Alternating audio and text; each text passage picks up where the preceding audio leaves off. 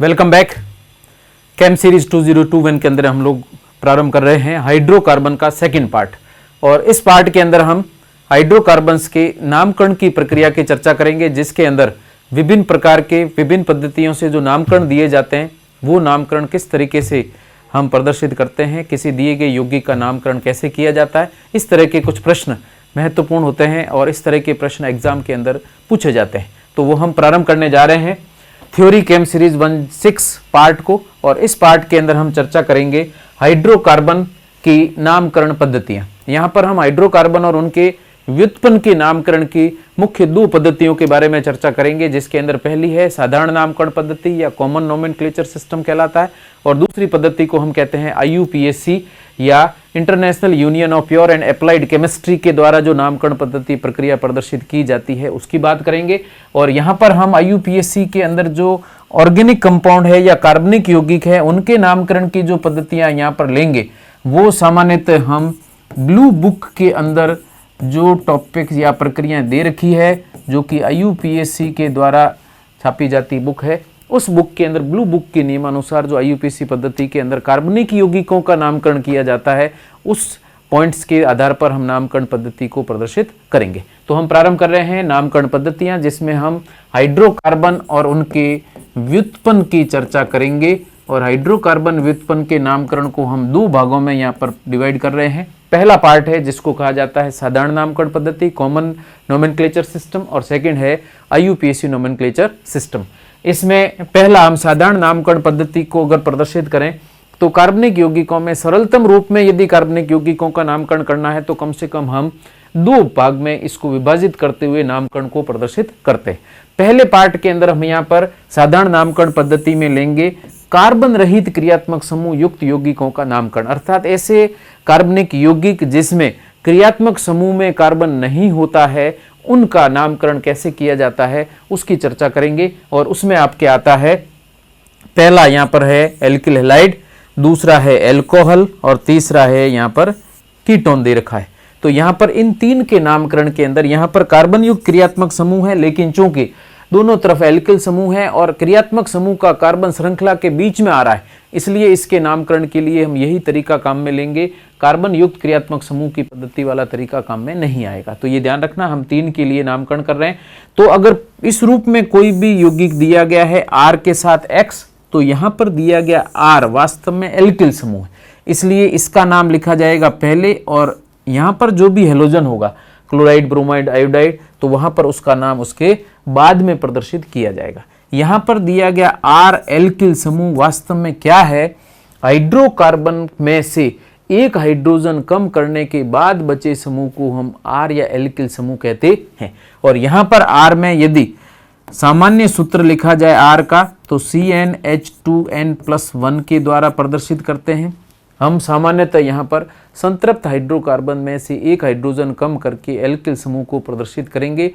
असंतृप्त alkyl समूह सामान्यतः यहाँ पर हम चर्चा नहीं करेंगे। तो यहाँ पर CnH2n+1 R की जगह है, और उसके अंदर संयोजकता पूरी करने के लिए एक हेलोजन जुड़ा होता है। यदि यहाँ पर मैं N की जगह लिख देता हूँ 1, तो सूत्र में मान रखने पर यौगिक बनता है CH3, और X की जगह में लिख देता हूँ Cl, तो यौगिक बना CH3Cl। अब यदि आपको कहे इसका साधारण पद्धति में नामकरण करिए, तो साधारण नामकरण पद्धति में आप एल्किल समूह का नाम पहले लिखेंगे और हेलोजन का या हैलाइड का नाम उसके बाद में लिखेंगे। तो ऐसी स्थिति में यहाँ पर जो CH3 दे रखा है इसका नामकरण कैसे किया जाता है ये आपको पता रखना है। तो सबसे पहले तो कार्बन की संख्या के आधार पर हम नाम कैसे लिखते हैं, और उन नामों को अगर एल्किल समूह के रूप में लिखना है तो हम किस तरीके से दर्शाते हैं, अगर ये प्रक्रिया पता है तो ही हम ऐसे यौगिकों का नामकरण कर सकते हैं। तो पहले हम उस प्रक्रिया को प्रदर्शित कर दें जिसमें एल्किल का नामकरण कैसे किया जाता है। तो मैं यहाँ पर अगले पॉइंट में चर्चा कर रहा हूँ एल्किल समूह क्या है और इस समूह का नाम कैसे लिखा जाता है, उस प्रक्रिया को प्रदर्शित करेंगे। एल्किल समूह वास्तव में यहाँ पर CnH2n+1 के रूप में प्रदर्शित किया जाता है, और साथ में आप हेलोजन जोड़ें, अल्कोहल जोड़ें और कोई भी समूह जोड़ सकते हैं। तो R समूह की जगह ये प्रदर्शित हो रहा है R और X के रूप में, तो R समूह के लिए हम ये प्रक्रिया काम में लेंगे। यहां पर आप n का मान जो प्रदर्शित किया गया ये कार्बन की संख्या को दर्शाता है और कार्बन की संख्या के आधार पर हम उन्हीं शब्दों का उपयोग या उन्हीं नाम का उपयोग करेंगे जो कि IUPAC में प्रयुक्त किए जाते हैं। तो यहाँ पर हम सामान्यतः एल्किल समूह के अंदर कार्बन के लिए जो प्रतिस्थापी बनेगा उस प्रतिस्थापी का नाम में कार्बन की संख्या को दर्शाने के लिए IUPAC के अंदर प्रयुक्त किए गए नामों का उपयोग किया जाता है। तो उसमें कार्बन की संख्या 1 है, 2 है, 3 है, 4 है, 5 है, 6 है, इस रूप में हम इसको प्रदर्शित करेंगे। अभी यहाँ पर 6 तक पर्याप्त है, आगे की आवश्यकता नहीं है।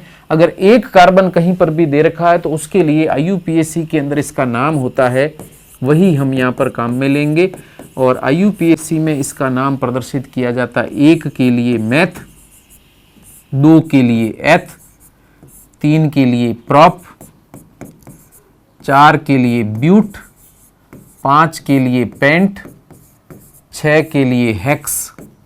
इस तरीके से हेक्स, हेप्ट, ऑक्ट, नॉन। तो 7 है तो इसको लिखा जाता है हेप्ट, 8 कार्बन है तो लिखा जाता है ऑक्ट, 9 कार्बन है तो नॉन लिखा जाता है और इसी तरीके से 10 कार्बन है तो हम यहाँ पर यूज़ करते हैं डेक। ठीक है, इंग्लिश में भी इसी रूप में लिखे जाते हैं meth, eth, prop, but, pent, hex, hept, oct, non और डेक। ये 10 कार्बन के लिए प्रत्येक काम में लिए जाते हैं। और यदि यहाँ पर एक कार्बन वाले समूह के लिए एल्किल समूह की बात करें, अर्थात इसमें यदि n बराबर 1 है तो मैथ के लिए यहाँ पर एक कार्बन को हम प्रदर्शित करेंगे। इस सूत्र में मान रखें n का मान 1, तो ये संरचना बनेगी CH3 और यहाँ पर कोई भी एक हैलोजन होगा। अब चूंकि एक कार्बन वाला एल्किल समूह है तो नाम लिखते समय हम क्या करेंगे, इसका नाम लिखा जाता है, जो भी यहाँ पर कार्बन की संख्या का नाम है वो लिख दीजिए, प्लस इसके साथ में आपको इल अनुलग्न लगाना है जो इसके नाम के साथ में जुड़ेगा, तभी जाकर के एल्किल समूह का नाम होगा। और इस तरीके से नाम बनेगा, मैथ के साथ इल जोड़ दें तो नाम बनता है मैथिल। और अगर आप इंग्लिश में लिख रहे हैं तो METH लिखेंगे, इल का मतलब होगा YL अनुलग्न लगाना है और दोनों को जोड़ दिया जाए तो मिथाइल बनता है, लेकिन हिंदी में हम इसको मैथिल ही लिखते हैं। और पूरा नाम अभी नहीं है क्योंकि इसका सेकंड पार्ट है, हेलाइड लिखा जाता है। तो हेलोजन के नाम के साथ आइड लगा के लिखें तो ये हो जाएगा मैथिल, तो हो गया इसका नाम, Cl का नाम हो जाएगा क्लोराइड, तो यहाँ पर लिख दिया जाएगा क्लोराइड। तो आपके पूरा नाम हो गया है यहाँ पर मैथिल क्लोराइड। अगर CH3Cl है तो मैथिल का नाम पहले और फिर लिखेंगे क्लोराइड। ऐसे ही N का मान 2 हो तो C2H5 बनता है एल्किल समूह, और इस एल्किल समूह का नाम यहाँ पर हो जाएगा, एथ के साथ इल लगा रहे हैं तो नाम हो जाएगा एथिल।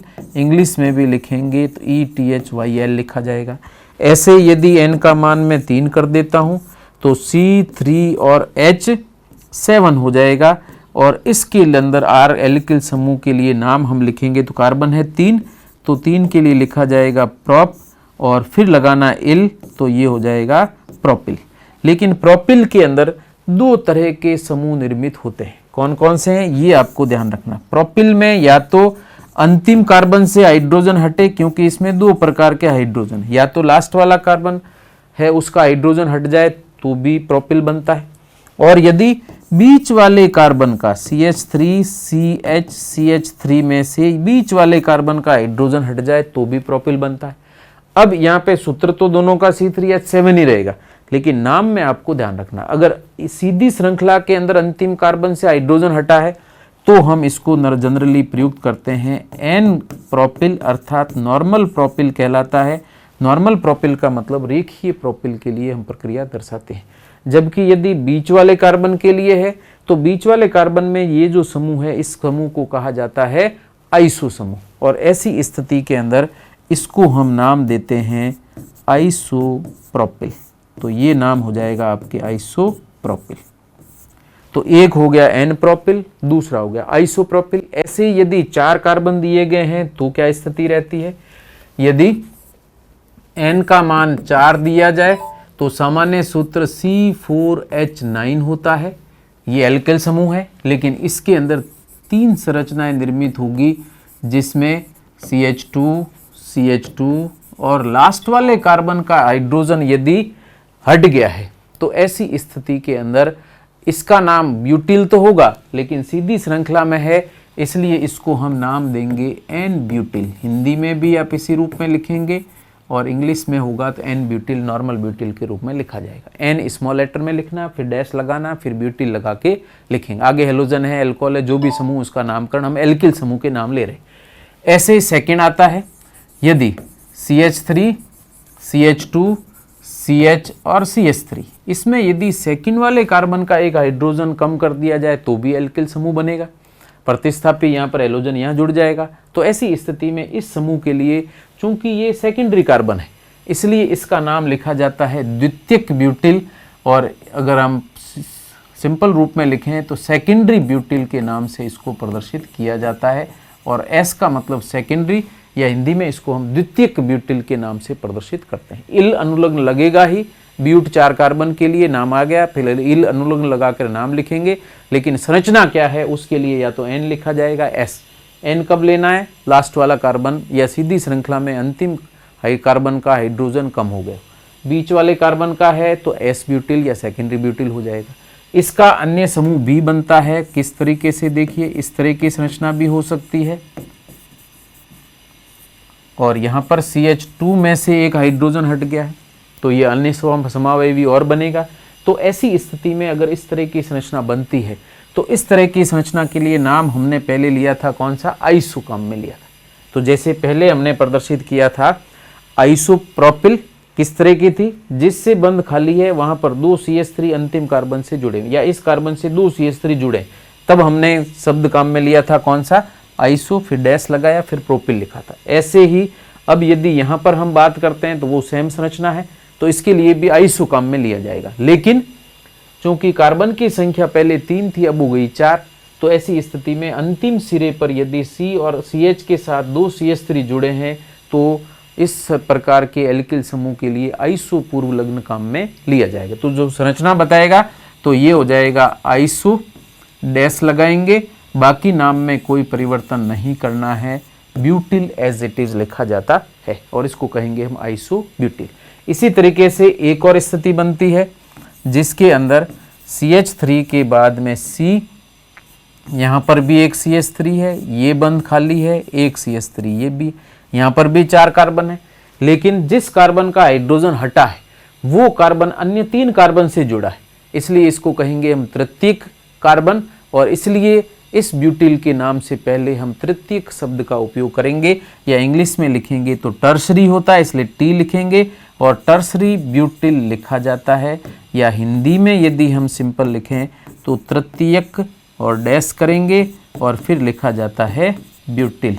और इसी तरीके से हम इसके प्रतिस्थापियों के नाम लिखते हैं। बाकी सभी प्रतिस्थापियों के नाम हम सरलतम रूप में प्रदर्शित करेंगे। एक और मैं नाम बता देता हूँ, एन की जगह यदि 5 कार्बन युक्त संरचना है और इस तरह की संरचना दी गई है तो चूंकि इस तरह का नाम विशेष रूप से पूछा जाता है इसलिए मैं इसका एक ही एग्जाम्पल यूज कर रहा हूँ। और इसमें संरचना ध्यान रखना, CH2 फिर एक कार्बन उससे 3 CH3 जुड़े हैं, तो इस तरह की जो संपूर्ण संरचना बनेगी जिसमें यहाँ पर एक हाइड्रोजन खाली, वैसे 4 में से कहीं पर यहाँ से खाली है या यहाँ से एक हाइड्रोजन कम करें, यहाँ से करें कम, एक ही कम करना है हाइड्रोजन। तो इस प्रकार के समूह के अंदर 5 कार्बन है तो इसको तो लिखा जाता है पेंटिल, लेकिन संरचनात्मक पूर्व लग्न के रूप में इस संरचना को हम नाम देते हैं नियोपेंटिल। इंग्लिश में हम लिखेंगे NEO नियो, पेंटिल के लिए PENTYL के रूप में इसका नाम लिखा जाता है। तो इस तरीके से हम दिए गए यौगिक के अंदर एल्किल समूह का नाम अगर लिख लेते हैं तो बाकी नाम हम आसानी से प्रदर्शित कर सकते हैं। तो ये एल्किल समूह के लिए ये नाम काम में लिए जाते हैं और इन्हीं की सहायता से आगे हम अल्कोहल वगैरह लिख करके इसको प्रदर्शित करते हैं। 2 और नाम मैं बताना चाहूँगा, उसमें से पहला नाम एक और है जिसमें यदि इस तरह की संरचना दी गई हो, CH2 डबल बॉन्ड CH और फिर बंद खाली हो, तो आपको नाम ध्यान रखना है, इसको हम कहते हैं विनाइल समूह, या हिंदी में इसको कहा जाता है वाइनिल। वाइनिल या विनाइल ग्रुप के नाम से प्रदर्शित करते हैं। आगे एल्किल समूह हाइड्रोक्लोरीन है तो वाइनिल क्लोराइड हो जाएगा, एल्कोहल है तो वाइनिल एल्कोहल के नाम से प्रदर्शित करेंगे।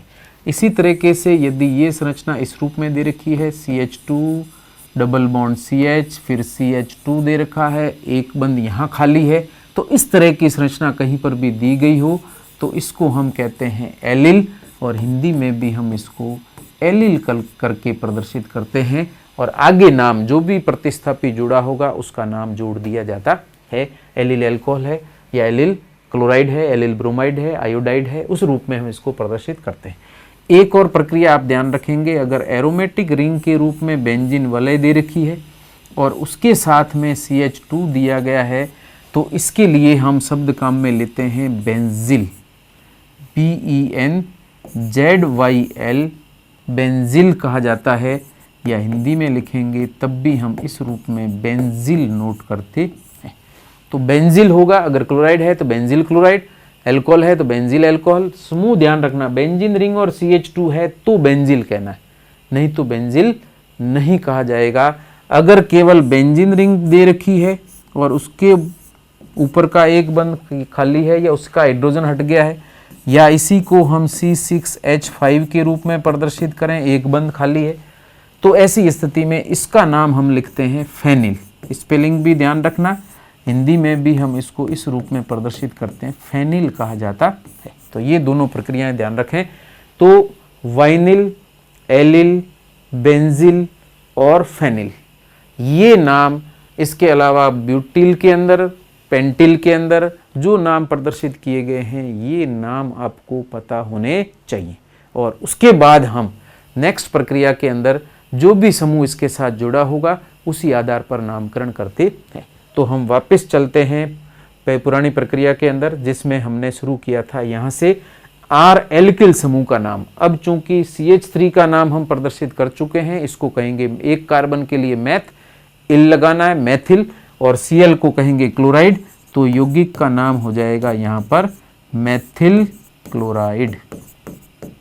इस तरीके से हम नामकरण करते हैं। ऐसे यदि n का मान 2 हो जाए, 3 हो जाए, इसी रूप में एल्किल समूह के नाम जो लिखे हुए हैं उसके साथ क्लोराइड है तो Cl को क्लोराइड लिखेंगे, Br है तो ब्रोमाइड लिखिए, I है तो आयोडाइड लिखिए, इस तरीके से नामकरण किए जाते हैं। ऐसे ही यदि इस तरह का कोई क्रियात्मक समूह दिया गया ROH, तो यहाँ पर हम नाम लिखेंगे, R का नाम लिखेंगे पहले एल्किल और OH के लिए नाम लिखा जाएगा एल्कोहल। अगर मैं सरलतम एक एग्जाम्पल लूँ यहाँ पर CH3, CH2 और आगे दिया गया OH, तो इसमें अगर आप चेक करें तो क्या स्थिति बनती है, CH3 CH2 है और CH3 CH2 में कितने कार्बन है, 2 कार्बन को कहते हैं एथ, और चूंकि एक हाइड्रोजन कम है आगे प्रतिस्थापी के रूप में उपस्थित है, ऐसी स्थिति के अंदर हम इसको कहेंगे एथिल।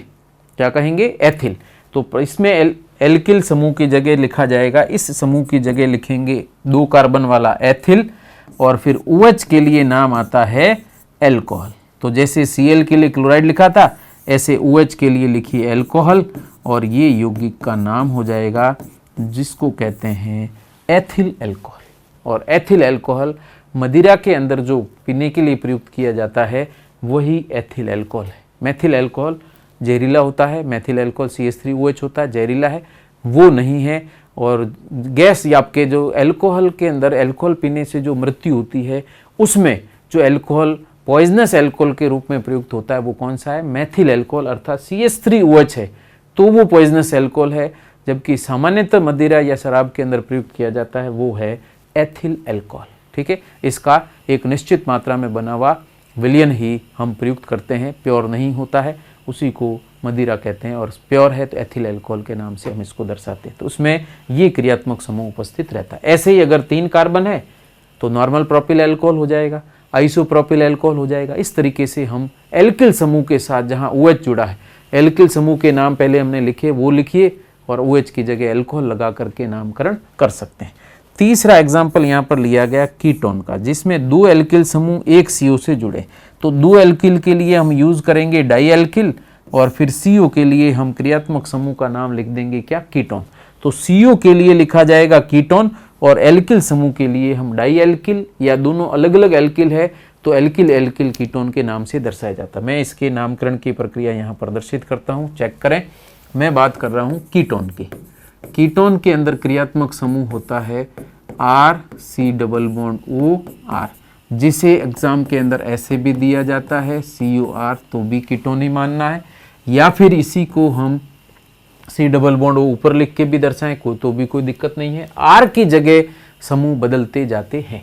यदि मैं R की जगह लिखता हूं CH3, दूसरे R की जगह भी लिख दिया जाए CH3, तो नाम कैसे लिखना है? ये एल्किल समूह, ये एल्किल समूह और लास्ट में जोड़ना है कीटोन। तो चूंकि इसका नाम मैथिल है, इसका मैथिल है, तो हम लिखेंगे डाई मैथिल और लास्ट में लिखा जाएगा कीटोन। तो इस यौगिक का नाम हो जाएगा डाई मैथिल कीटोन। अगर एक तरफ का एल्किल समूह बदल दिया जाए, एक तरफ मैं CH3 रखता हूं और दूसरी तरफ परिवर्तित करके CH2 CH3 कर दिया जाए, फिर पूछा जाए नाम, तो कैसे लिखेंगे? तो यहाँ पर आपको ध्यान रखना, अब अल्फ़ाबेटिकल ऑर्डर या अंग्रेजी वर्णमाला के क्रम में ये नाम शुरू होता है M से, 2 कार्बन के लिए नाम शुरू होता है एथिल E से। तो अल्फ़ाबेटिकल ऑर्डर में जो पहले आ रहा है उसका नाम पहले लिखना है, बाद वाले का नाम बाद में। तो हम इसके लिए एथिल पहले लिखेंगे, 2 एल्किल अलग अलग है तो दोनों एल्किलों का नाम पहले लिखना, फिर कीटोन लिखना। एथिल पहले लिखा, दूसरे वाले समूह का नाम है मैथिल, मैथिल आप बाद में लिखिए, और दोनों का नाम लिखने के बाद में क्रियात्मक समूह के लिए लिख दीजिए क्या? कीटोन। तो इस तरीके से एथिल मैथिल कीटोन नामकरण होता है।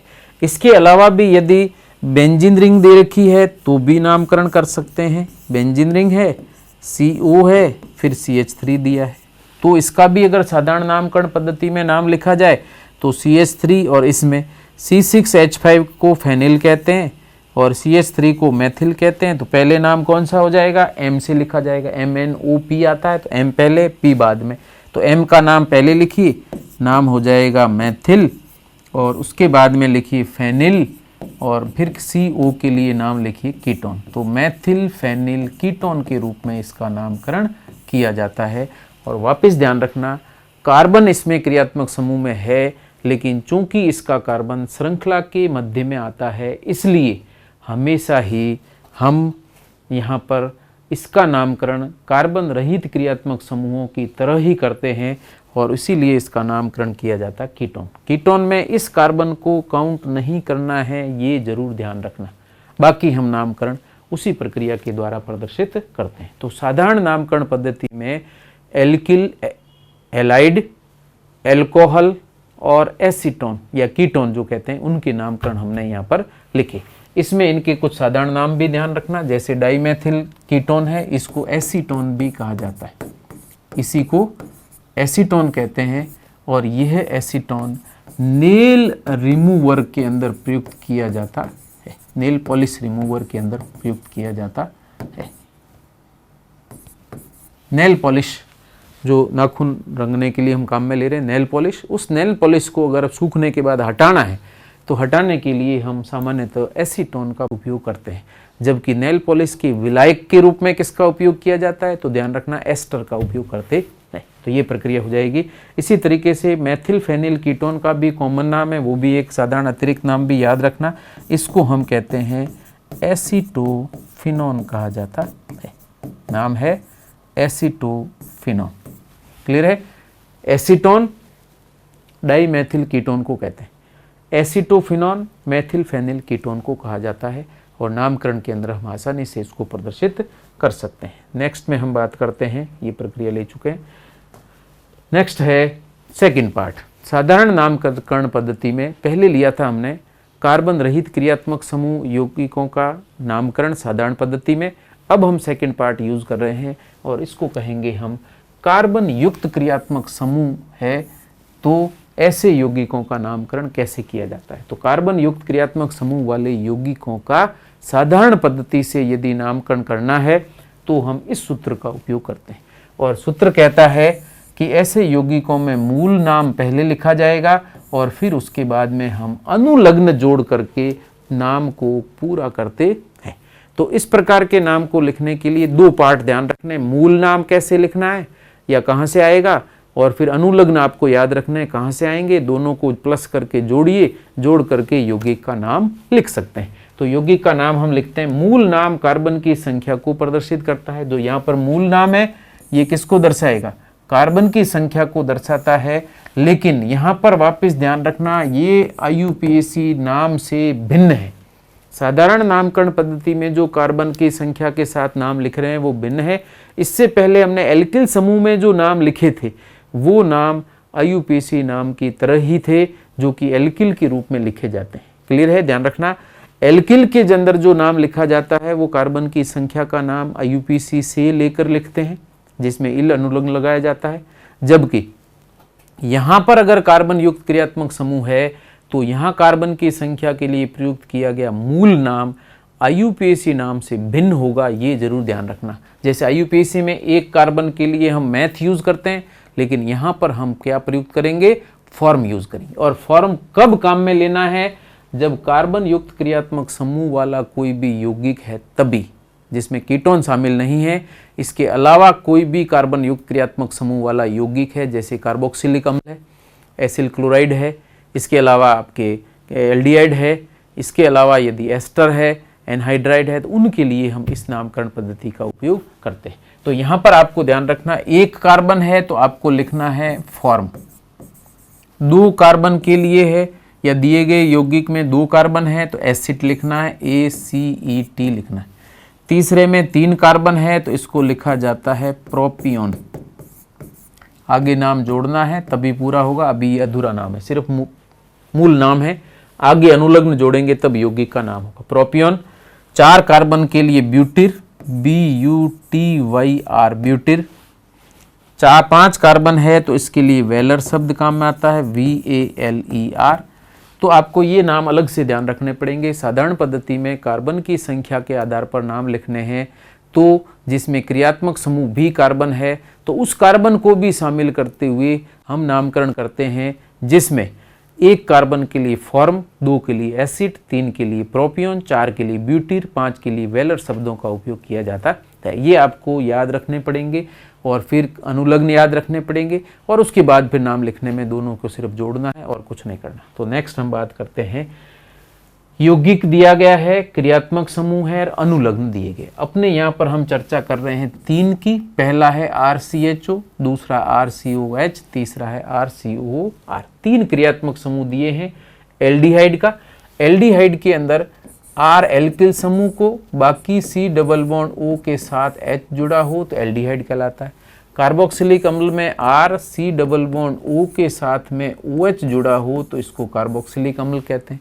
एस्टर दिया गया है तो R C double bond O के साथ में O और O भी दूसरे R से जुड़ा है, तब जाकर के बनता है एस्टर क्रियात्मक समूह। तो पहले तो इन तीनों की आप संरचना ध्यान रखें। RCHO या R C डबल बॉन्ड और H लिखा हो तो एल्डिहाइड कहलाएगा। R C double bond O फिर OH है तो RCOH कार्बोक्सिलिक अम्ल क्रियात्मक समूह कहलाता है। और RCO के बाद भी R जुड़ा हुआ है तो उसको हम कहते हैं एस्टर। तो ये तीन क्रियात्मक समूह हो गए, एल्डिहाइड, कार्बोक्सिलिक अम्ल और एस्टर। मूल नाम पहले प्रदर्शित कर दिए हैं।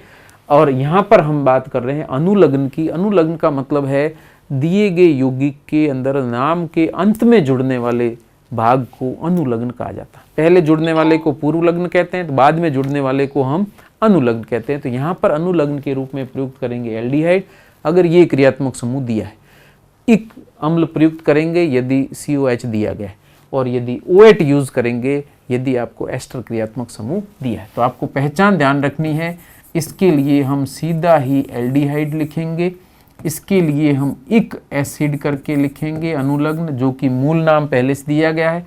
OH के लिए OAT के नाम से OH लिखा जाता है, ये भी अनुलग्न के रूप में काम आएंगे। इसका मतलब जब भी हम नाम लिखें तो नाम के दो भाग हैं, पहला हो जाएगा मूल नाम और दूसरा भाग हो जाएगा क्रियात्मक समूह का अनुलग्न।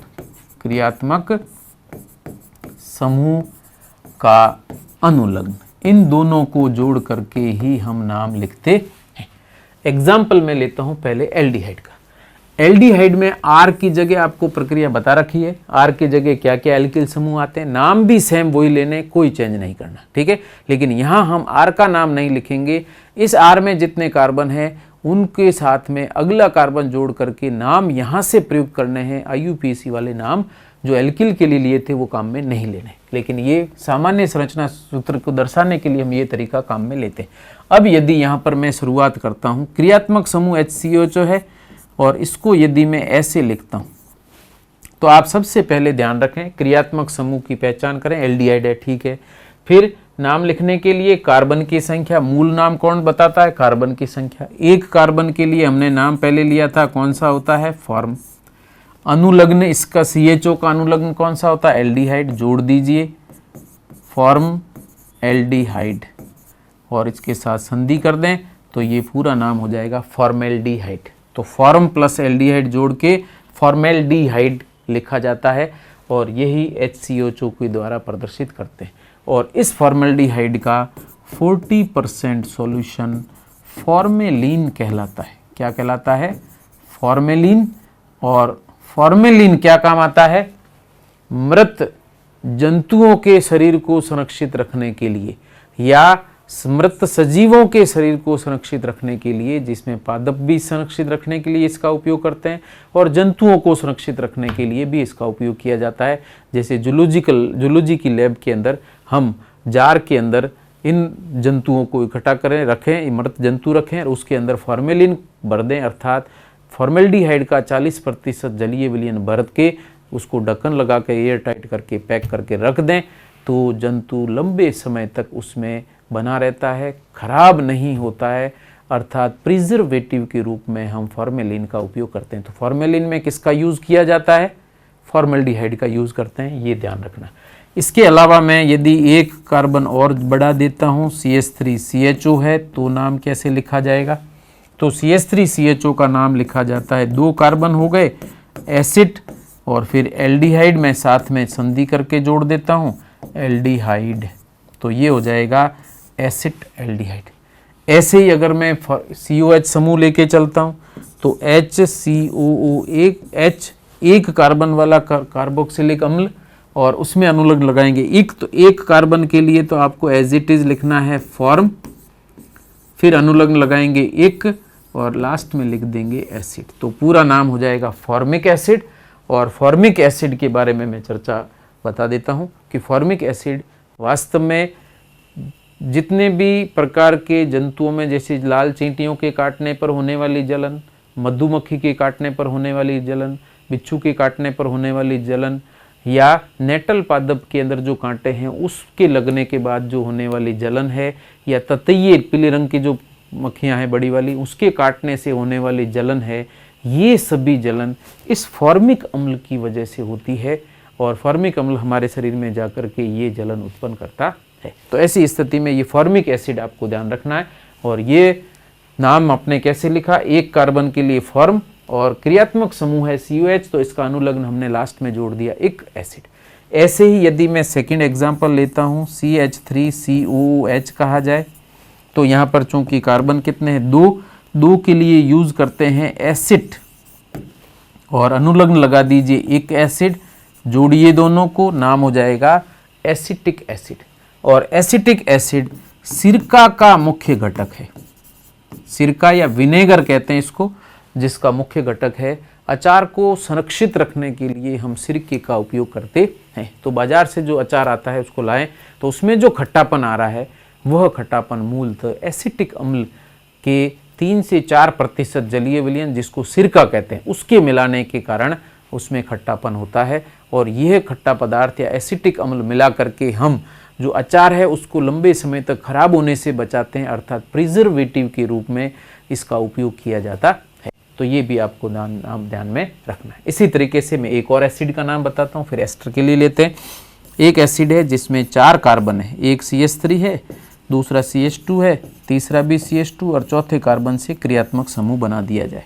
तो 4 कार्बन अगर दिए गए तो 4 कार्बन के लिए क्या शब्द काम में लेते हैं, ब्यूटीर, और ब्यूटीर के बाद एक एसिड लगाएं तो इसका नाम हो जाएगा क्या, BUTYR ब्यूटीर।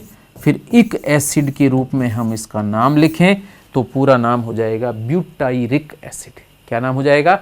ब्यूटायरिक एसिड या ब्यूटेरिक एसिड। और यही ब्यूटेरिक एसिड के नाम पर ही बटर नाम पड़ा है। बटर कहते हैं मक्खन को, तो मक्खन के खराब होने पर उसमें आने वाली जो बदबू है वो बदबू इस एसिड की वजह से आती है, और इसीलिए इसके आधार पर ही बटर का नाम रखा गया है बटर, या उसी में नाम है ये ब्यूटेरिक एसिड।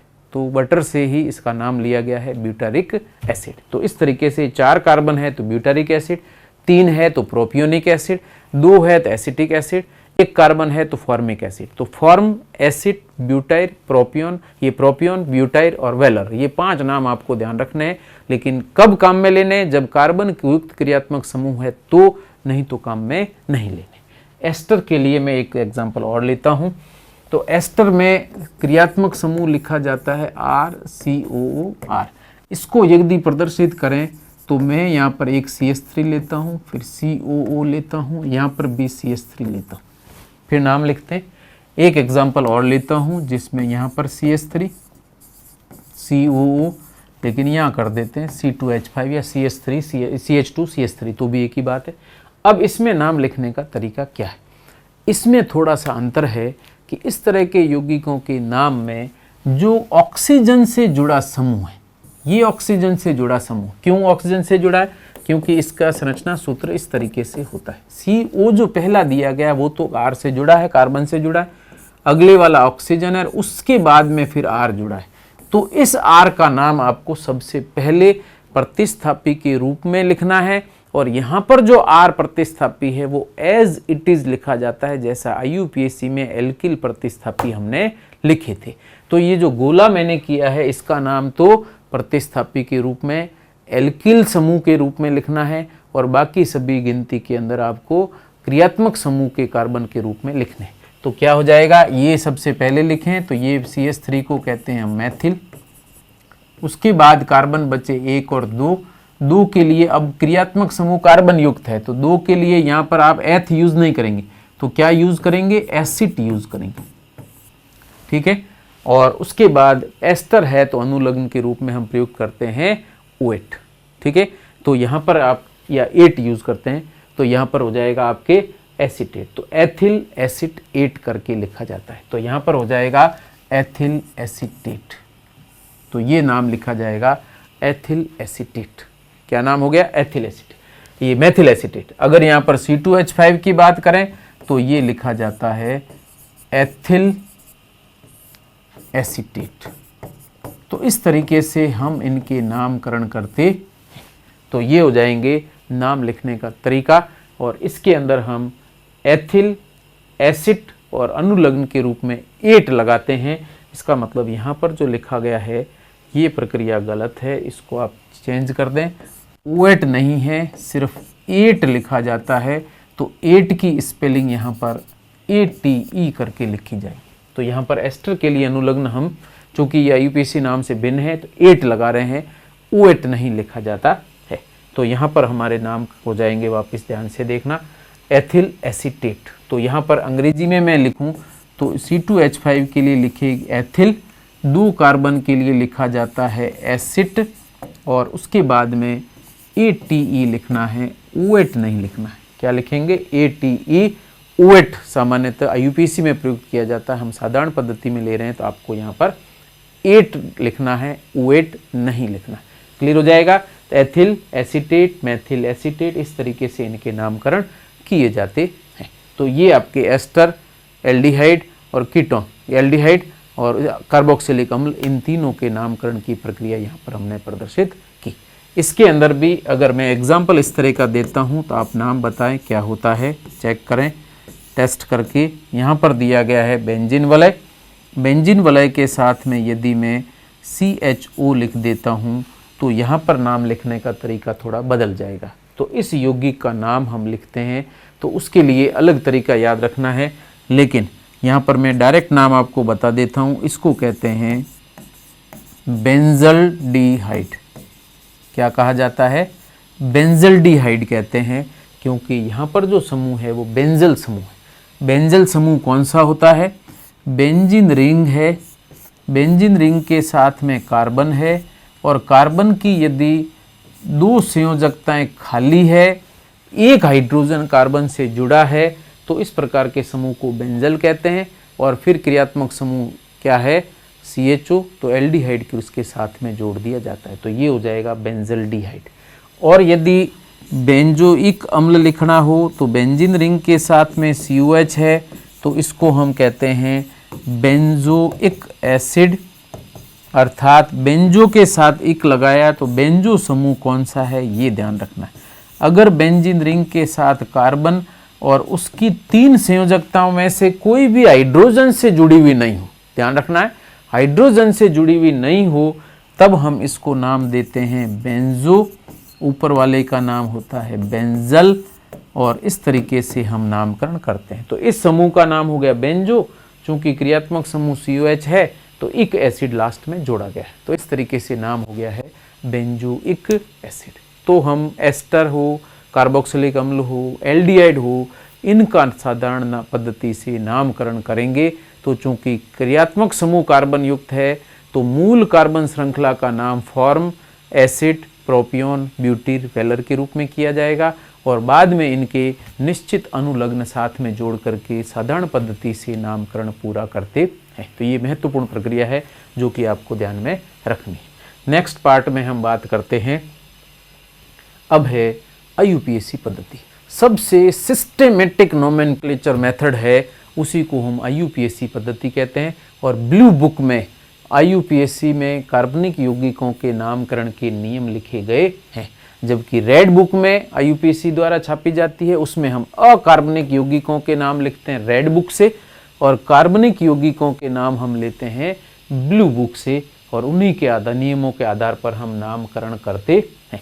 तो यहाँ पर मैं बात कर रहा हूँ सरल हाइड्रोकार्बन का नाम, और उसके बाद हम चर्चा करेंगे क्रियात्मक समूह युक्त कार्बनिक यौगिकों का नाम। तो यहाँ पर अब ज़्यादा लंबा प्रोसेस नहीं है, लेकिन ये बहुत कॉम्प्लिकेट प्रक्रिया है। कुछ पोर्शन है ये आपको रट के याद रखने हैं, उसके बाद में नियम का उपयोग करते हुए सही नाम लिखे जाते हैं।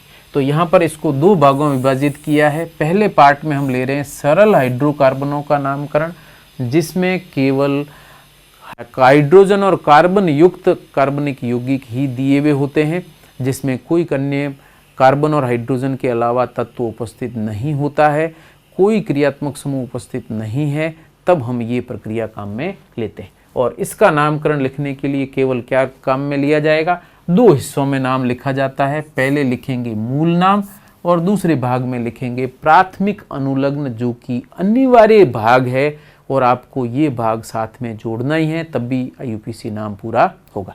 तो IUPAC का सरलतम नाम भी इन 2 भागों से मिलकर बनेगा, जिसमें पहला पार्ट कहलाता है मूल नाम, जो कि कार्बन की संख्या को दर्शाता है, और दूसरा भाग है प्राथमिक अनुलग्न, जो कि कार्बन कार्बन बंध की प्रकृति को दर्शाता है, उसी को हम प्राथमिक अनुलग्न कहते हैं।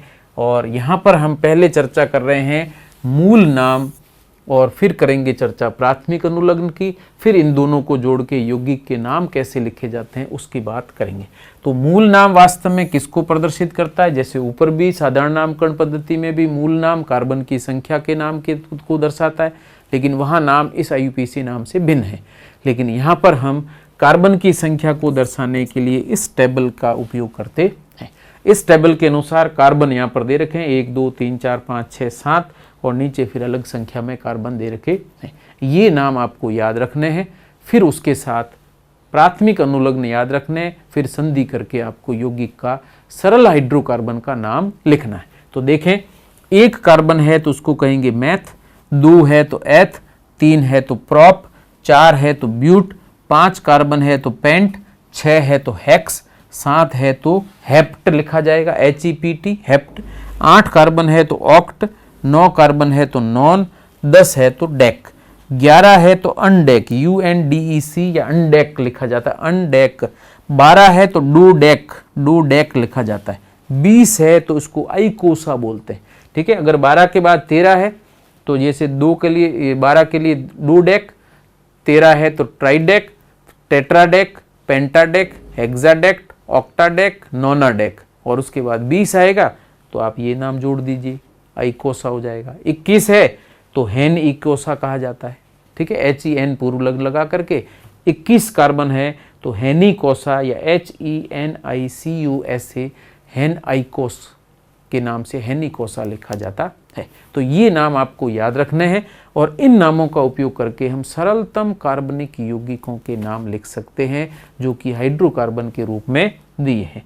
तो अगली चर्चा करते हैं सेकंड पार्ट की, और सेकंड पार्ट में हम ले रहे हैं क्रियात्मक समूह युक्त यौगिकों के नामकरण, लेकिन उसके कुछ एग्जाम्पल मैं पहले इसके बता देता हूं जिसमें प्राथमिक अनुलग्न प्रदर्शित करना है। तो मूल नाम हो गए हैं सरलतम हाइड्रोकार्बन के। प्राथमिक अनुलग्न की जगह मैं बात करता हूं। प्राथमिक अनुलग्न सामान्यतः कार्बन कार्बन के मध्य बंध की प्रकृति को दर्शाता है, जिसमें दो कार्बन के मध्य या तो एकल बंध हो सकता है। अगर किसी भी दिए गए यौगिक में कार्बन कार्बन के मध्य केवल एकल बंध है, सारे यौगिक में चाहे कितने भी कार्बन हैं लेकिन सभी के मध्य केवल एकल बंध है, तो ऐसे यौगिकों के लिए प्राथमिक अनुलग्न के रूप में उपयोग किया जाता है ANE, या हिंदी में लिखें तो N लिखा जाता है। ANE या N लिख करके हम प्रदर्शित करेंगे प्राथमिक अनुलग्न, जो कि दर्शाएगा कि दिए गए यौगिक में सभी कार्बन परमाणु आपस में एकल बंध से जुड़े हैं। लेकिन यदि दिए गए यौगिक में सभी एकल बंधों में केवल एक भी डबल बॉन्ड दे दिया जाए, मान लो 5 सिंगल बॉन्ड है, एक डबल बॉन्ड है, तो यौगिक अपने आप ही अनुलग्न के रूप में उस द्विबंध के आधार पर अनुलग्न लगाना है। अब आपको एकल बंध के आधार पर नाम नहीं लिखना है। अगर दिए गए यौगिक में एक भी डबल बॉन्ड है तो हम अनुलग्न बदल देंगे, और प्राथमिक अनुलग्न की जगह डबल बॉन्ड दिया गया है तो इसको हम ENE या हिंदी में ईन के नाम से प्रदर्शित करते हैं। तो अनुलग्न कौन सा प्रयुक्त किया जाएगा? ईन अनुलग्न काम में लिया जाएगा। ठीक है, तो एकल बंध है तो N, द्विबंध है कम से कम एक द्विबंध होना चाहिए। मान लीजिए 5 एकल बंध है कार्बन कार्बन के मध्य और केवल एक जगह ही C डबल बॉन्ड C दिया है, तो नाम बदल करके क्या लिखना है? अनुलग्न में N अब नहीं लगाना, अब उसकी जगह केवल ईन ही अनुलग्न के रूप में लिखा जाएगा, ENE या इन हिंदी के अंदर प्रदर्शित करेंगे। और यदि किसी यौगिक में कार्बन कार्बन के मध्य एक भी ट्रिपल बॉन्ड आ जाए, डबल बॉन्ड ये सभी एकल बंध दिए हुए लेकिन एक कार्बन है, इस 2 कार्बन जिसके बीच में एक ट्रिपल बॉन्ड दे रखा है, तो ऐसी स्थिति में हम ट्रिपल बॉन्ड के लिए अनुलग्न बदल देंगे और ये अनुलग्न होगा आइन, और हिंदी के अंदर भी हम इसको आइन के नाम से प्रदर्शित करते हैं। तो 3 प्राथमिक अनुलग्न जो कि अनिवार्य रूप से लिखे जाएंगे, उसके बिना यौगिक का नाम नहीं हो सकता है। तो वो कौन कौन से हैं? N सभी एकल बंध के लिए, इन कोई भी एक डबल बॉन्ड हो उसके लिए है, और फिर है 3 डबल बॉन्ड है या 1-2 कार्बन के बीच में ट्रिपल बॉन्ड है तो उसके लिए अनुलग्न आइन यूज करते हैं। तो N इन आइन याद रखना है, N इन आइन याद रखना है, यही इनके प्राथमिक अनुलग्न है। अब यदि सभी एकल बंध है तो N ही लगाना है, एक डबल बॉन्ड है पूरे यौगिक में तो आपको इन लगाना है, और अगर एक ट्रिपल बॉन्ड है तो आइन लगाना है। लेकिन यदि यौगिक में इन और आइन अर्थात डबल बॉन्ड भी है उसमें ट्रिपल बॉन्ड भी, तो आपको डबल बॉन्ड का इन भी यूज करना है, ट्रिपल बॉन्ड का आइन भी यूज करना है। ये दोनों नाम साथ में आएंगे जिसको इन आइन के नाम से दर्शाया जाता है। इसी रूप में हम नामकरण करते हैं। तो मैं इसके कुछ एग्जाम्पल लेता हूं और उसके बाद ये प्रक्रिया कंप्लीट करते हैं। तो कुछ एग्जाम्पल में सबसे सरल यौगिक का नाम लिखें CH4। कितने कार्बन है? IUPAC पद्धति ले रहे हैं, ध्यान रखना। IUPAC के अंदर CH4 का नाम लिखना है जो कि सरल हाइड्रोकार्बन है। तो इसमें कार्बन 1 है तो हम लिखेंगे मैथ, और चूंकि अकेला कार्बन है तो अनुलग्न अनिवार्य भाग है, जब तक प्राथमिक अनुलग्न नहीं लगे यौगिक का नाम नहीं हो सकता है। तो आपको सबसे सरल अनुलग्न के रूप में N जो प्रथम प्राथमिक अनुलग्न था वो लगाना है, क्योंकि डबल बॉन्ड तो है नहीं, इसलिए आप N लगाकर इसको प्रदर्शित करेंगे। तो N लगाइए, दोनों को जोड़िए, यौगिक का नाम हो जाएगा मीथेन। ऐसे यदि मैं यहाँ पर बात करता हूँ CH3 सिंगल बॉन्ड CH3 की, तो CC एकल बंध है, 2 कार्बन को लिखेंगे एथ, और एकल बंध है तो हम लिखेंगे N, जोड़ेंगे, यौगिक का नाम हो जाएगा इथेन। ऐसे यदि मैं 3 कार्बन की बात करता हूँ CH3 CH2 CH3, यहाँ पर आपको संयोजकता का ध्यान रखना है, कार्बन 4 संयोजकता ही बनाता है। तो ऐसी स्थिति में टर्मिनल कार्बन है तो CH3 लिखेंगे, बीच का कार्बन है तो CH2, और एकल बंधित है तब भी हम ये प्रक्रिया काम में लेते हैं। तो 3 कार्बन के लिए 3 को कहेंगे हम प्रॉप, और चूंकि तीनों कार्बन में एकल बंदी है तो अनुलग्न लगाएंगे N, तो यौगिक का नाम हो जाएगा प्रोपेन। अब यदि डबल बॉन्ड दिया जाए तो CH2 डबल बॉन्ड CH2, यहाँ पर CH2 इसलिए लिखें क्योंकि कार्बन की 4 संयोजकता ही होती है, 2 तो यहाँ पूरी हो रही है, बाकी 2 हाइड्रोजन से संतुष्ट होगी। इस कार्बन में भी एक डबल बॉन्ड बन रहा है तो 2 संयोजकता पूरी हो गई, 2 हाइड्रोजन। तो सूत्र आपको ऐसे लिखना CH2 double bond CH2। 2 carbon के लिए लिखेंगे एथ, लेकिन डबल बॉन्ड के लिए हम यहाँ पर लिखेंगे इन, तो नाम हो जाएगा एथीन। ऐसे ही 3 कार्बन में एक डबल बॉन्ड दिया जाए CH2 डबल बॉन्ड CH3, संयोजकता का ध्यान रखते हुए लिखना हो, ध्यान रखना। तो इस तरीके से संरचना बनेगी CH2 double bond CH single bond CH3। तो सारे हाइड्रोजन पूरे हैं, कार्बन में सभी संयोजकताएं हाइड्रोजन द्वारा पूरी हैं। तो 3 कार्बन के लिए लिखेंगे प्रोप, और एक डबल बॉन्ड है, एक सिंगल बॉन्ड है, तो आपको नाम डबल बॉन्ड का लिखना है, सिंगल बॉन्ड का अनुलग्न नहीं लिखना। तो डबल बॉन्ड का अनुलग्न होता है इन, प्राथमिक अनुलग्न के रूप में, तो प्रोपीन हो जाएगा। तो इस तरीके से इनके नामकरण किए जाते हैं। और यदि 4 कार्बन है तो आपको डबल बॉन्ड की स्थिति भी बतानी पड़ेगी, तभी जाके हम यौगिक का पता लगेगा कि कौन से यौगिक की बात कर रहे हैं। 4 कार्बन वाले 2 यौगिक हो सकते हैं, तो यहाँ पर मैं 2 यौगिक बना रहा हूँ, उनके आपको नाम प्रदर्शित करने। पहले वाले में चेक करें, डबल बॉन्ड 1 दिया गया है, लेकिन पहले और दूसरे नंबरिंग करेंगे तो 1 2 3 4 4 कार्बन है, यहाँ से नंबरिंग करेंगे, पहले और दूसरे के बीच डबल बॉन्ड है, तो आपको जगह बतानी पड़ेगी, क्योंकि यहाँ पर मैं नंबरिंग करूँगा तो दूसरे और तीसरे कार्बन के बीच डबल बॉन्ड है। तो ऐसी स्थिति के अंदर अगर मैं नंबरिंग करता हूँ तो किनारे से पहले और दूसरे कार्बन के बीच डबल बॉन्ड है, तो स्थिति बताने के लिए कम अंक काम में लेंगे। तो कम अंक कौन सा है? 1। तो यहाँ पर एक स्थिति बताने के लिए हम द्विबंध कहाँ पर जुड़ा उसको बताने के लिए स्थिति 1 का उपयोग करेंगे। तो चूंकि कार्बन है 4 के लिए लिखा जाता है ब्यूट। ब्यूट के साथ में लगाना है 2 डबल बॉन्ड, 2 सिंगल बॉन्ड और 1 डबल बॉन्ड है, लेकिन फिर भी आपको अनुलग्न डबल बॉन्ड वाला ही लगाना है इन। तो इन कहाँ लगाएंगे? 1 के साथ में लगाएंगे, ताकि पता चले कि पहले और दूसरे कार्बन के बीच डबल बॉन्ड है।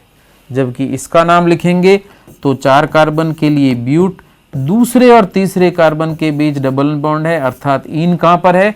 दूसरे कार्बन के बाद शुरू होता है, तो 2 इन करके लिखा जाएगा। तो यहाँ पर इसका नाम स्थिति के आधार पर लिखा हमने, ब्यूट 1 इन और ब्यूट 2 इन। इसी रूप में यहाँ पर हम सरलतम हाइड्रोकार्बनों के नामकरण करते हैं। ऐसे यदि ट्रिपल बॉन्ड युक्त यौगिक दिया जाए तो CH ट्रिपल बॉन्ड CH संयोजकता के आधार पर ही लिखा गया है। तो ऐसी स्थिति में 2 कार्बन के लिए लिखेंगे एथ, अनुलग्न हो जाएगा आइन, तो ये हो जाएगा इथाइन।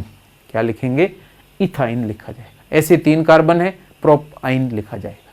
तो इसी तरीके से यौगिकों के हम नामकरण के लिए मूल नाम कार्बन की संख्या का लिखेंगे और फिर प्राथमिक अनुलग्न के रूप में एन, इन, आइन, जो कि कार्बन कार्बन के बंध की प्रकृति को दर्शाता है। एकल बंध के लिए एन, द्विबंध के लिए इन और ट्रिपल बॉन्ड है तो आइन लिख करके प्रदर्शित करते हैं।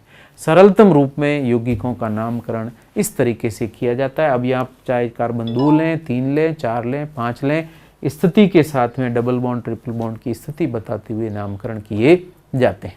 उसके बाद हम चर्चा करते हैं नेक्स्ट, और उसमें आता है हमारे क्रियात्मक समूह युक्त यौगिक दिए जाएं तो IUPAC में इनका नामकरण कैसे किया जाता है। ये नामकरण का लास्ट पार्ट है और इसमें हम क्रियात्मक समूह युक्त यौगिकों का नामकरण करने के लिए IUPAC के अंदर इस क्रम का उपयोग करेंगे। ये आपको ध्यान में रखना है। क्रम क्या है? मूल नाम सबसे पहले लिखेंगे, फिर लिखेंगे प्राथमिक अनुलग्न, जो कि अभी बताए थे। ये 2 पार्ट एज इट इज हैं, जो पहले चर्चा की गई सेम रहेगा। अब यहाँ पर चूंकि क्रियात्मक समूह है तो उसकी स्थिति बताने के लिए हम, या उसकी प्रकृति बताने के लिए हम सेकंड और अनुलग्न लगाएंगे। तो पहला और दूसरा तो लगाने ही लगाने हैं, वो निश्चित है।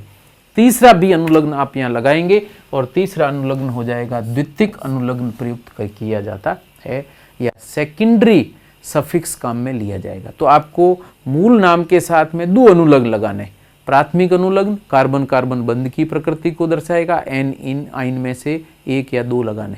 जबकि उसके बाद में जो नाम लिखा जाएगा द्वितीयक अनुलग्न जो क्रियात्मक समूह को प्रदर्शित करेगा। तो क्रियात्मक समूह के लिए द्वितीयक अनुलग्न होंगे कौन से, वो प्रक्रिया मैं आपको प्रदर्शित कर रहा हूँ। तो प्राथमिक अनुलग्न के लिए ये चर्चा हम कर चुके हैं पहले। प्राथमिक अनुलग्न एकल बंध है, एन डबल बॉन्ड, इन ट्रिपल बॉन्ड है तो आइन। और उसके बाद में हम द्वितीयक अनुलग्न की बात करें तो द्वितीयक अनुलग्न के रूप में सेकेंडरी सफिक्स के रूप में हम प्रयुक्त करते हैं प्रकार्यात्मक समूह की प्रकृति। चूंकि प्रकार्यात्मक समूह क्या होते हैं ये प्रक्रिया हम पहले ले चुके हैं, या फंक्शनल ग्रुप क्या है वो प्रकृति बताई हुई। तो प्रकार्यात्मक समूह की प्रकृति कौन दर्शा रहा है, द्वितीयक अनुलग्न दर्शाता है। द्वितीय अनुलग्न कौन कौन से होंगे वो प्रकार्यात्मक समूह पर निर्भर करते हैं। जैसे OH प्रकार्यात्मक समूह है तो आपको द्वितीयक अनुलग्न लगाना ऑल या OL। CHO है, एल्डिहाइड है तो L लगाना सिर्फ। पहले हमने साधारण नामकरण पद्धति में एल्डिहाइड पूरा लिखा था, लेकिन यहाँ पूरा एल्डिहाइड नहीं लिखना, केवल L लिख के दर्शाया जाता है। AL या I लिख करके प्रदर्शित करेंगे। RCOR कीटोन है तो उसके लिए ऑन लिखें, कीटोन ऑन अनुलग्न आता है तो ऑन लिखा जाएगा। ऐसे ही COH कार्बोक्सिलिक अम्ल क्रियात्मक समूह है तो अनुलग्न के रूप में क्या लिखना है, ओइक एसिड लिखना। अब ध्यान रखना साधारण नामकरण पद्धति में कार्बोक्सिलिक अम्ल समूह के लिए इक एसिड था तो यहाँ पर O एक्स्ट्रा लगाना है तो ये हो जाएगा ओइक एसिड, बस इतना अंतर है। ओइक एसिड करके लिखें तो ये साधारण पद्धति से ये प्रक्रिया आ जाएगी। ठीक है, इसके अलावा अन्य और यौगिक हैं लेकिन यहाँ पर हम इतनी की ही चर्चा करेंगे। और इसके आधार पर यदि मैं प्रदर्शित करता हूँ, एक मैं और लिख देता हूँ एस्टर के लिए, तो RCOO यहाँ पर R दिया गया हो कोई भी एल्किल समूह तो अनुलग्न के रूप में हम यहाँ पर यूज़ करते हैं OATE, OATE OATE, या इस तरीके से इसको लिखा जाता है। पहले OATE वहाँ लिखा था वो गलत है, उसकी जगह 8 लिखेंगे, क्योंकि वहाँ 8 था इसलिए यहाँ पर O अतिरिक्त लगाएंगे। वहाँ इक था इक एसिड तो यहाँ पर O एक्स्ट्रा लगाया, तो नाम हमने इक था वहाँ पे O लगा के ओइक एसिड करा, 8 था वहाँ पर O लगा करके OATE कर दिया। इस तरीके से अनुलग्न लिखे जाएंगे। तो आपको याद रखना है एल्कोहल के लिए OL आएगा, एल्डिहाइड के लिए AL आएगा, कीटोन के लिए ऑन आएगा, और कार्बोक्सिलिक अम्ल के लिए ओइक एसिड आएगा, एस्टर के लिए OATE आएगा, और इनके नाम जोड़ करके ही हम IUPAC नामकरण करते हैं। तो अब मैं IUPAC नामकरण एग्जाम्पल के साथ प्रदर्शित करता हूँ, जिसमें सबसे पहले ये लेते हैं HCOO। पहले मैं अल्कोहल से शुरू करता हूँ। पहले अल्कोहल ले लेते हैं CH3 और यहाँ पर OH दिया है। तो ऐसी स्थिति में साधारण नामकरण पद्धति में इसको लिखा था हमने मैथिल अल्कोहल, लेकिन यहाँ पर हम नाम लिखेंगे एक कार्बन के लिए लिखेंगे मैथ, अनुलग्न के रूप में लिखेंगे N, और फिर लिखा जाएगा ऑल। तो यहाँ पर 3 भाग हैं। एक तो मूल नाम के लिए मैथ लिखा, फिर प्राथमिक अनुलग्न के रूप में N लिखा, और द्वितीयक अनुलग्न के रूप में लिखा ऑल, और तीनों को जोड़ करके हमारा यौगिक का नाम हो जाएगा मैथ एन ऑल, मैथेनॉल कहलाता है। ऐसे ही यदि मैं ये लिखता हूँ CH3 CH2 CH2 OH, तो इसका नाम लिखते समय अब आप क्या करेंगे, OH की जगह भी बतानी है कहाँ जुड़ा है, तो नंबरिंग कहाँ से करेंगे, उस कार्बन से जहाँ पर OH जुड़ा है या सबसे नज़दीक OH हो वहाँ से नंबरिंग करते हैं। तो यहाँ पर पहले नंबर पर OH है तो आप जहाँ ऑल लगाएंगे उससे पहले आपको इसकी स्थिति भी बतानी पड़ेगी। उसके बिना कार्बन यहाँ पर 3 है तो यहाँ लिखेंगे क्या, प्रॉप। 3 कार्बन के लिए प्रॉप शब्द आता है। प्राथमिक अनुलग्न में चूंकि तीनों कार्बन के बीच एकल बंध है तो ऐसी स्थिति में लिखेंगे N अनुलग्न जो प्राथमिक अनुलग्न है। द्वितीय अनुलग्न आएगा ऑल OH का, लेकिन OH कहाँ जुड़ा है, पहले कार्बन पर, तो हम यहाँ पर लिखेंगे 1 ऑल। तीनों को मिलाएं, यौगिक का नाम हो जाएगा प्रोपेन 1 ऑल, और यही आप लिखने के लिए प्रक्रिया काम में लेंगे। एक के आगे भी डैश लगाना है, एक के पीछे भी डैश लगाना है, फिर आपको शब्द लिखना है ऑल, और इस तरीके से नाम हो जाएगा प्रोपेन 1 ऑल। ये प्रोपेन 1 ऑल कहलाता है। इसी तरीके से यदि एल्डिहाइड होता तो जो कि कार्बन युक्त क्रियात्मक समूह है CH3 CHO एल्डिहाइड है। कार्बन कितने हैं, 1 और 2 कार्बन है। 2 कार्बन के लिए प्रयुक्त किया जाता है एथ शब्द, चूंकि दोनों के बीच एकल बंध है तो लिखेंगे N, और उसके बाद में CHO के लिए अनुलग्न आता है L, तो इसके साथ में संधि करके लिखूंगा क्या, एथेनल। तो इसमें 3 टुकड़े हैं, मूल नाम है एथ, प्राथमिक अनुलग्न है N और द्वितीयक अनुलग्न क्रियात्मक समूह के लिए दिया गया है L, और तीनों को जोड़ करके बनाया है एथेनल। 1 कार्बन होता मेथेनल, 3 कार्बन होंगे प्रोपेनल। इस तरीके से हम नामकरण दर्शाते हैं। अब चूंकि CHO समूह कोने पे ही हो सकता है, इसलिए L की स्थिति बताने की आवश्यकता कहीं पर भी नहीं पड़ती है। ऐसे यदि मैं बात करता हूँ CH3COOH की, जो कि कार्बोक्सिलिक क्रियात्मक समूह है, तो इसका नाम हम लिखेंगे एथेनोइक अम्ल। अब एथेनोइक अम्ल कैसे लिखा गया है उसकी प्रक्रिया में आपको बात करूं तो इसमें 3 हिस्से हैं। पहले तो कार्बन दिए गए 2 कार्बन को हम लिखेंगे एथ, फिर चूंकि इनके बीच एकल बंध है तो लिखेंगे N, और उसके बाद में COH क्रियात्मक समूह का द्वितीयक अनुलग्न लिखेंगे जो है ओइक अम्ल। अब इन तीनों को संधि करके लिख दें और पूरा यौगिक का नाम हो जाएगा एथेनोइक एसिड, जिसको कि एसिटिक अम्ल हमने कहा था। सिरके का मुख्य घटक है कौन सा, एसिटिक अम्ल, जो अचार के संरक्षण में प्रयुक्त किया जाता है। इसी तरीके से अगर COH की जगह कीटोन क्रियात्मक समूह दिया जाए, जैसे CH3COCH3, ये C डबल बॉन्ड O के रूप में भी लिखें तो भी एक ही बात है। कार्बन 1 2 3 कार्बन है, सीध में जुड़े हुए हैं। 3 कार्बन के लिए हम शब्द प्रयुक्त करेंगे प्रॉप, एकल बंध है सभी के बीच तो लिखेंगे N, और उसके बाद में इसका अनुलग्न क्रियात्मक समूह कौन सा, कीटोन में ऑन अनुलग्न लगाते हैं तो यहाँ पर लिख देंगे ऑन। तो तीनों मिलाकर के नाम हुआ प्रोपेनॉन। 3 भाग कौन से हैं, प्रॉप मूल नाम, N प्राथमिक अनुलग्न, ऑन द्वितीयक अनुलग्न, तो नाम हो जाएगा प्रोपेनॉन। और इसी का साधारण नाम हमने पहले लिखा था एसीटोन, या इसी को हमने लिखा था डाईमेथिल कीटोन। क्लियर है। तो इस तरीके से हम यौगिकों के नामकरण प्रदर्शित करते हैं। और एक एस्टर का भी मैं एग्जांपल यहाँ पे ले लेता हूँ।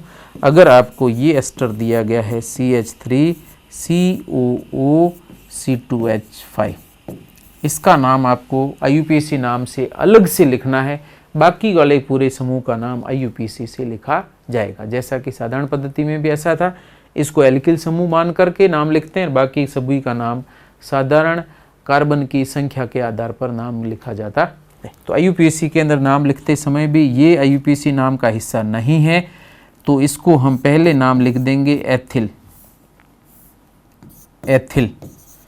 और बाकी जो नाम है ये एथिल नाम के बाद में जगह छोड़नी है, गैप देना, और उसके बाद IUPAC नाम एक साथ।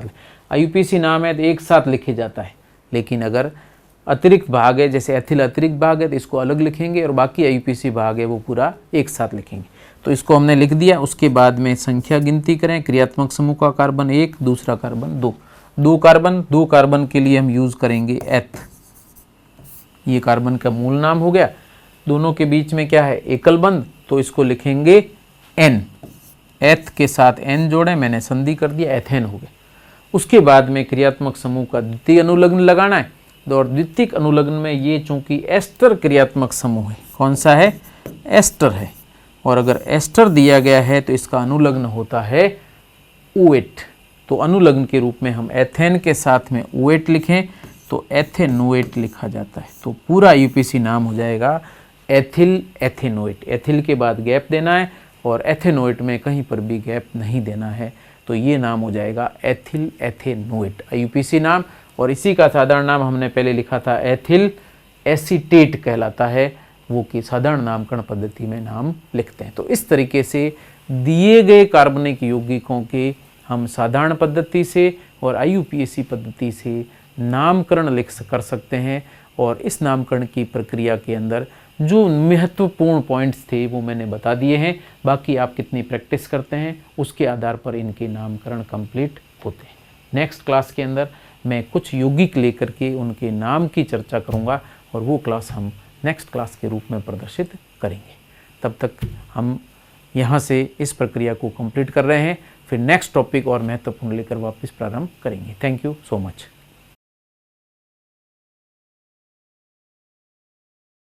को नाम